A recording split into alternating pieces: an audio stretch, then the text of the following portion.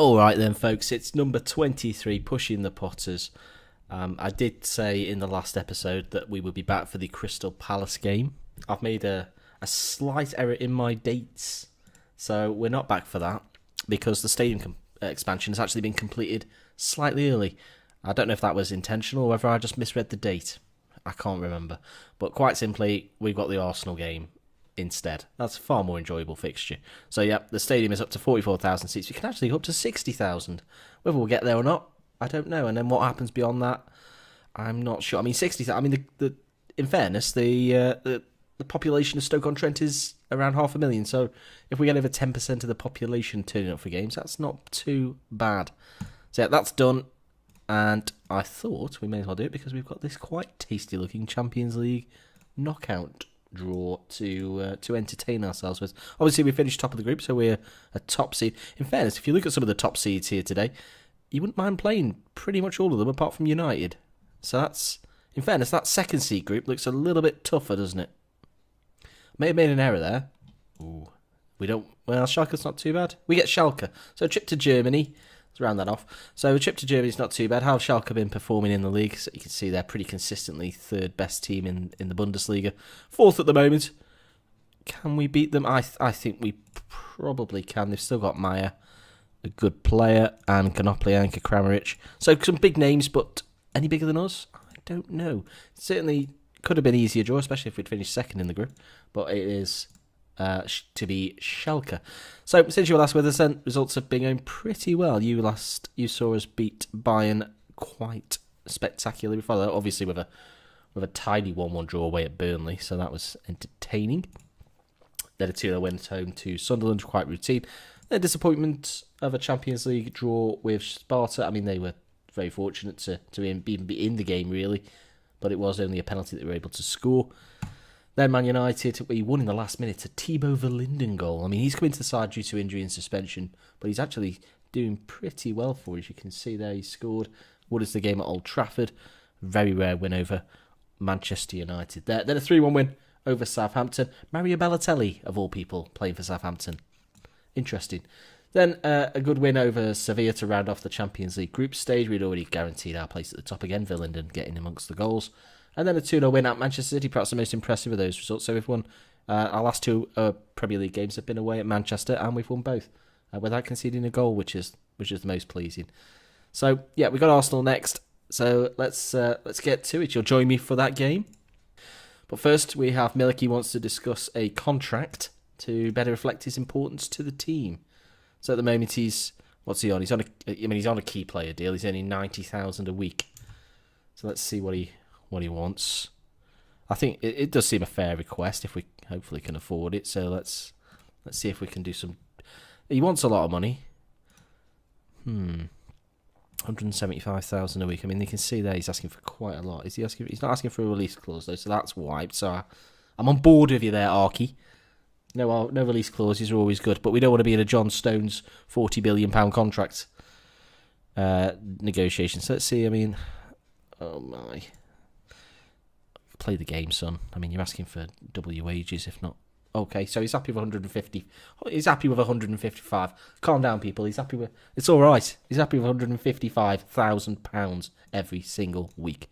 I didn't even look at the clauses. I'm not interested. He's an important player. We're keeping him. You can see they're expecting a sellout, so we're expecting to break our attendance record. 44,165 tickets expected to be sold. It's a Wednesday night game as well, so. Not ideal, I suppose, but it is Arsenal. Stoke Arsenal always has that something extra about it. Right, so we've made it here then to the Arsenal game. We're getting ready for kick-off. Butland in goal, Trippier right back, Stones and Brooks at centre, so Big John and Little John there. Alex Tellers left back. Joe Allen returns to the midfield with Mboula. Berardi makes his way back to the right side. Lamar in the middle, and Sigurdsson completes the attacking midfield trio with Milik up front. Verlinden drops to the bench despite his recent good form. 7.88 is pretty good, isn't it? I mean, he's stats don't. He belies his stats. I mean, he's not a bad player certainly, but is he capable of playing week in week out at this level? I'm not sure. The bench is completed by Weiser, Gibbs, Shawcross, Sasibar, Ayer, and Dembele. Vlasic continues to pick up injuries. He's had flu, twisted ankles, all sorts. So he misses out today. Right, so let's get going. Then you can see there the stadium, brand new stands, or I mean, I didn't actually see any building work going on, so I don't know where they squeezed these 9,000 in. If it's that little corner there, that is going to be tight. That is going to be a tight corner. Anyway, let's kick it off. Kicked off, and let's hope we can continue our decent form overall. I say decent form. I think they actually beat us last time out at our place, so let's break that run and let's get ahead of Arsenal. And as I say, that Ozil stands over a free kick just outside the penalty area, heads it away. Berardi won't get there though. I'm not even going to touch that name. Alan brings it away though. Plays it up towards Mbulu, who comes over into the Arsenal half. Tackled nicely though. Berardi finds Milik, threads the ball through to Tommy Lamar, who absolutely misses a sitter. He had all the goal to his right, well, to his left side, right side of the keeper to aim at. Chose neither and launched it into the crowd. Maybe he was put off by the new seats in the stadium. Let's put it down to that. Anyway, Trippier throws into Allen. 15 minutes played now. Milik involved again. Skips past one, skips past two, and again he just sort of drifts the shot wide. We've had two good chances there. That corner's really small. Maybe there's something after it though. Cech takes a goal kick up towards Alexis Sanchez, heads away. Falls down to Berardi. This near side into Mbula. Trippier to Lamar. Mbula knocks it wide to Sigurdsson, who passes back to Tellez. Goes out wide then to Sigurdsson, plays it in Milik this time, hits the post. Arsenal at 6s and 7s. Stoke should have 2 goals minimum, maybe 3. Maybe there's something more. Tellez takes the throw. Sigurdsson loses out, headed away, lobbed away by El Neni. And Stoke will start again. Trippier gets past Ozil to Lamar, loses out to El Neni, who finds Alexis Sanchez on this left side, who just comfortably is outdone by Kieran Trippier there. Well played, Trips. Here's Lamar now. Threads it through, but doesn't find the man. Brooksy's there. There's Berardi now. Right side. He's been used to playing on the left. Trippier inside to Lamar. To Milik. Little touch to Mbula, who rifles home. He shows the forward players how it's done, and he grabs his 3rd goal of the season, streaks off towards that new tiny corner. I mean, that is tiny. That looks like temporary seating. If they spent £32 million on temporary seating, I'm going to be livid. But let's not focus on that. Mbula made a great run there, and that is a strike to be proud of. Straight across the goalkeeper. A daisy cutter, you might say, into that bottom right corner. Fantastic. Time ticks on then. 28 minutes played now. Bellerin takes a throw in, headed away though, and then he's been quite a thorn in our side. He's breaking up a lot of our play, but he doesn't break this up. Berardi. But it comes back to Trippier. He's got the run from Berardi, but decides not to use it. This time he does. Lamar's found space. Cech sort of fell on the ball. Lamar should have a couple. We should be out of sight here. And a twisted ankle for Sigurdsson. We'll leave him till half time. And half time it is then. Sigurdsson must come off. We'll have to. I say we'll have to. He's been quite good, hasn't he, in recent weeks. We'll get Verlinden on. Let's see if he can continue his form. Let's get that second half underway. Welbeck loses out to Brooks. Plays it out. Here's Verlinden now. Feeds in to Milik. Verlinden skips away. He's showing nice footwork. 3 Arsenal men on in there. Dealt with them at ease. Trippier now. Into Lamar to Milik. Round the corner to Mbula. It's nicely saved. Verlinden keeps it in, but she probably didn't need to. And Alexis Sanchez just launches it towards Welbeck. He's not going to get any joy against Stonesy and Brooksy there. Big John and Little John combining nicely. All right, so let's make some changes. 70 minutes played now. What changes can we make? Let's get Ayer on for Mbula. I mean, Mbula's been good, but he's a little bit tired. And we've also got... let's get Weiser on for Trippier. Trippier's looking a little bit worse for wear. So it's 2 changes, 20 minutes to play. Hopefully we can hold on. I may switch to the counter system. I'll give it another 5-10 minutes or so, though. And I wish I'd done it before, because here's a corner from Arsenal. It's cleared, but John Stones can he do something? He does find Milik. A little bit isolated, lots to deal with. Ayer breaks forward down this left flank. He skips past one, sort of, crosses the ball poorly. It's not vain for his crossing, certainly not with us anyway. Cech has been decent. Sanchez, Iwobi there, loses out. Here's Verlinden. Loses out there, not his best, but Allen steps in, and he's not been booked yet. I mean, he's bound to happen. Finds Verlinden again.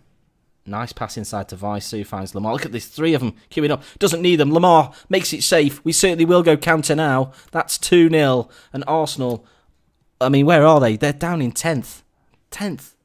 I should say, Arsenal managed by Jurgen Klopp these days. After they won their 2 titles back-to-back with Arsene, they obviously had a bit of a down season, sacked Arsene and brought in Jurgen. Jurgen's on the verge of being sacked. This could be the final straw. Arsenal don't like losing at Stoke. Happens a lot. So... it could be the last nail in the coffin, so to speak. And just 40 seconds to play now. Surely Arsenal can't score two. And here's Wilshere. I mean, he's still there. Headed across, kicked across, you'd say. And Chamberlain heads wide, should have done far better. And that's probably the story of Arsenal. You can see there, 44,000 in the ground. We'll certainly be breaking attendance records today, and we've given them a right treat. A 2-0 win over Arsenal. The Stoke fans will go home happy. We're top of the league. Things are going fantastically well. Wonderful, wonderful times. Okay, so yeah, excellent result there, and I wanted to just update you on our youth hopes.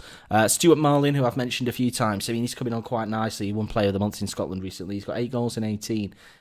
He certainly hit a bit of a purple patch after he had just 2 in the first 10 or something like that. So that's going well. And the other chap, of course, is Super Jackie Walters on loan at Luton. Since I updated you, he's actually, every report I've had is that he's been poor. But his average rating is still in the 70s, playing regularly. Still 17, playing regularly for Luton in League 2, which is pleasing. I expect him to come on leaps and bounds there. They're performing. They're a good side in League 2 as well. So he's not even in a struggling side. He's in a good side, and yeah, he's been one of their better players, so to speak. So that is pleasing indeed. So yeah, we didn't come back for the Palace game. We came back for the Arsenal game. So we've had a Champions League draw and an Arsenal game, which is excellent. The wins continue to rack up. You can see here, stats-wise, Butland's got 9 clean sheets now. We haven't got a top goal scorer. We haven't got an average raters like we did last year, but we're doing better than we were last year, though. You can see there, Manchester United do have 2 games in hand. They must have been playing in the World Club Cup. Indeed, they are. They dismissed Tigres, and they have an unknown final to play. So, yeah, anyway, all being well, we will remain in the hunt for silverware on all fronts. We've got Peterborough to come in the FA Cup, but where shall we return? I think we shall come back for the Swansea City game here. That'll be after the window is shut, so if there's any business to be done, you'll be the first. Well, that'll be the best opportunity for me to give you that. There's a lot of games in January, isn't it? That'll be the best opportunity for me to give you an update, so to speak. So that'll call it for today then. Thank you very much for watching. Do follow me at Knock It Wide on Twitter, and like the video if you've enjoyed. Let's aim for 5 likes if we can. That'd be fantastic. Please do leave comments though if you've got any questions or thoughts on maybe who I need to sign or should sign in the January window. Obviously, I'll be reading them as the window plays out, so please do let me know. And subscribe for far more content coming very, very soon. I'll see you again very shortly. Thanks very much for watching. Goodbye.